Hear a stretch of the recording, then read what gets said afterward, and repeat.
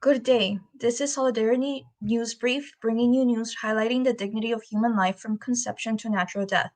I'm Katia, Ascencio. I'm Carvell, and I'm Carvell Wilkins. The big, beautiful bill was passed by Congress and signed into law by President Trump on July 4th.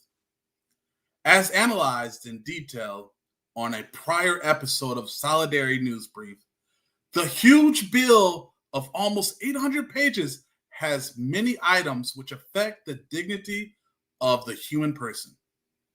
Here are some of the more important details of this huge bill.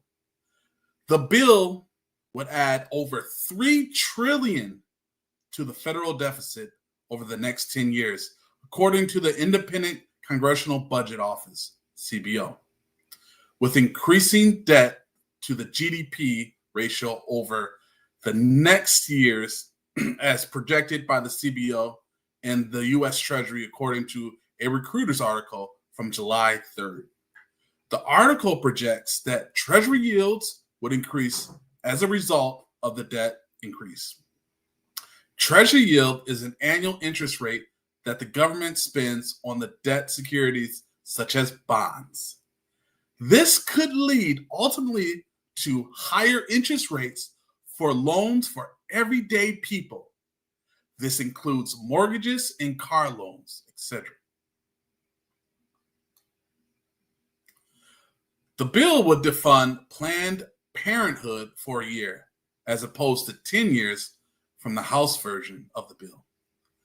Planned Parenthood is the largest abortion provider in the United States at over 400,000 preborn children killed per year.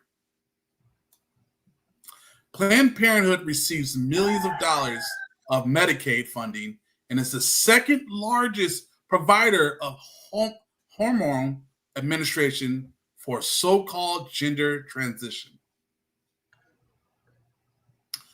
A ban on the so-called transition for children was removed in the final version of the bill. With regards to taxes, the bill would make permanent the individual and estate tax cuts from 2017. According to taxfoundation.com, the bill would have an increase in the standard deduction. It would increase for head of household, bringing it to a total of $23,625, and for joint filing, bringing it to $31,500. A deduction reduces income that can be taxed. The bill would also increase the child tax credit by $200, bringing it to $2,200. Starting this year, tip amounts of less than $25,000 will be tax deductible through 2028. There is a cap for the deduction of a $150,000 income or $300,000 for people filing jointly, according to the law. The law also changes when overtime pay will be tax deductible. Starting this year, up to $12,500 of extra overtime pay is tax deductible until 2028. Again, there is an income limit of $150,000 a year for a single person or $300,000 for those filing jointly. However, there is an essential tax cut for higher income earners by the reduction of both the alternative minimum tax and estate tax. Any tax increase for the poor tax filers. According to the nonpartisan Joint Committee on Taxation report on the distribution of the chairman's amendment in the nature of a substitute, in 2027, those making less than $15,000 yearly will see a 20% increase in taxes. This would increase through the years And in 2031, the lower 20% of income earners would see a shocking 454.8% increase in taxes, while the top earners, including the top 0.1 percentile, would see a tax break. In addition, child tax credits cannot be used by lower income earners but can be by higher income earners. Changes to the senior deduction also take effect this year. Beginning this year until 2028, Americans older than 65 can deduct an additional $6,000 on their tax returns.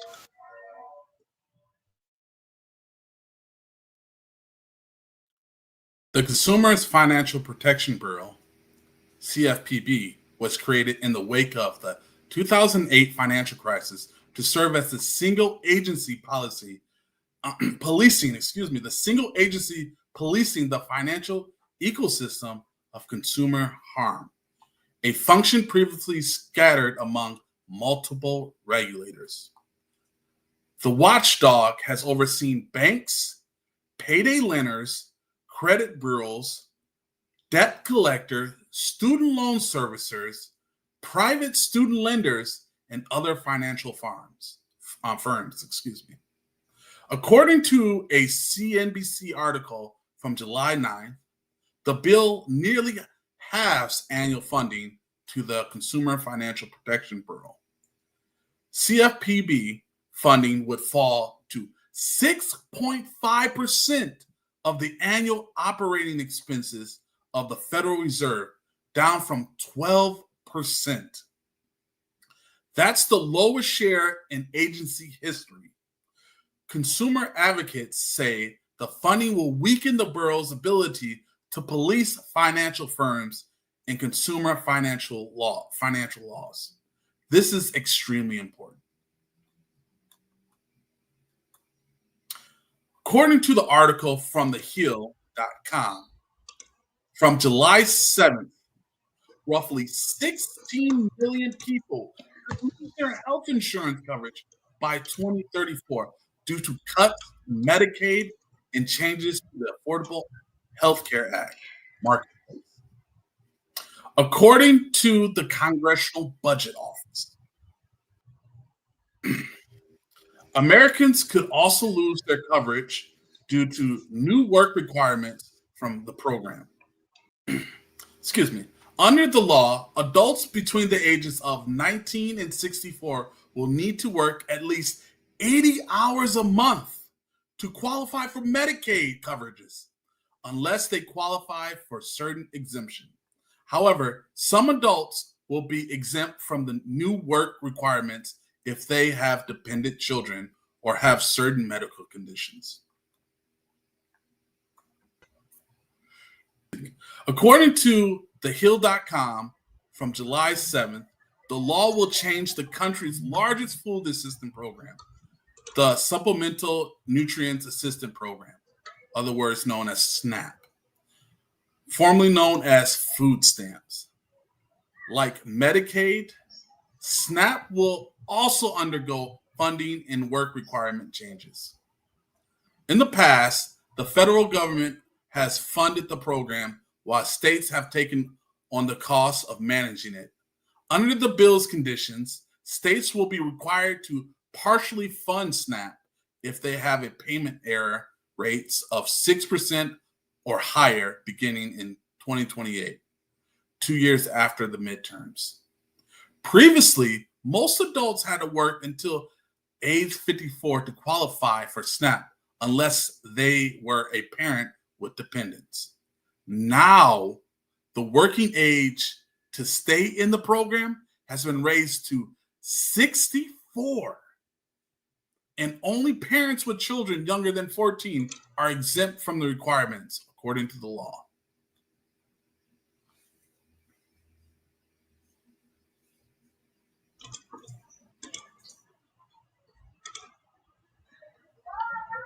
According to a BBC article from July, the bill also significantly increases funding for immigration enforcement by allocating $100 billion to Immigration and Customs Enforcement, better known as ICE, the agency central to the Trump administration's efforts to crack down on illegal immigration in the U.S.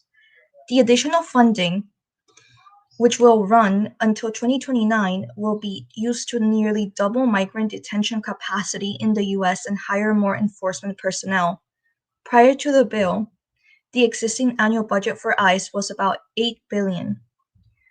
The funding boost now makes ICE the largest federal law enforcement agency, according to the nonprofit Brennan Center for Justice.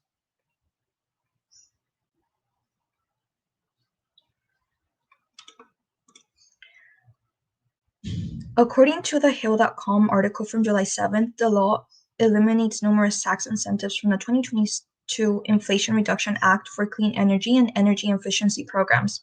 Under the law, $7,500 tax credits for electric vehicles will be eliminated starting September 30th of this year.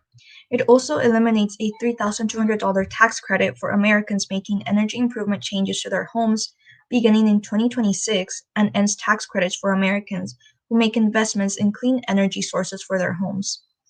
The law also ends the Greenhouse Gas Reduction Fund, which helps finance local emissions reduction projects.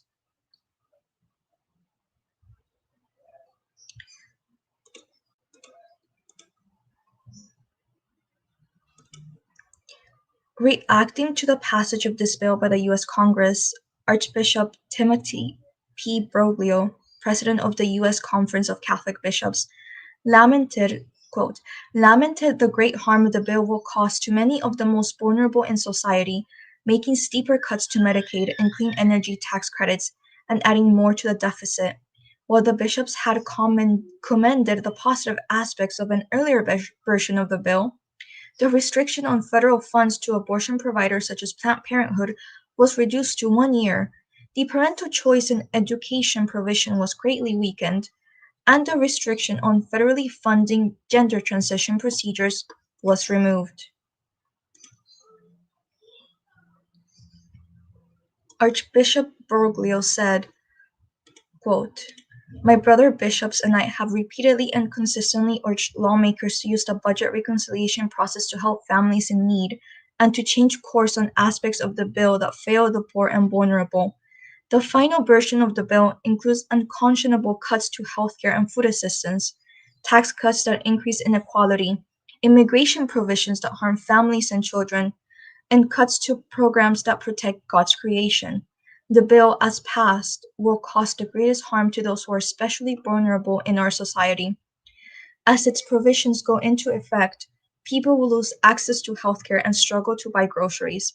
Family members will be separated, and vulnerable communities will be less prepared to cope with environmental impacts of pollution and extreme weather. More must be done to prevent these devastating effects. The Catholic Church's teaching to uphold human dignity and the common good compels us to redouble our efforts and offer concrete help to those who will be in greater need and continue to advocate for legislative efforts that will provide better possibilities in the future for those in need." The American Solidarity Party on X posted on June 28th, "Democrats and Republicans have gotten together and put their differences aside to make American fiscal policy worse."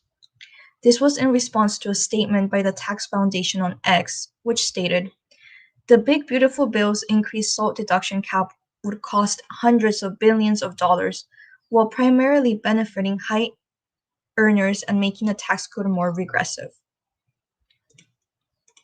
Good day, and remember, all human life has dignity from conception to natural death.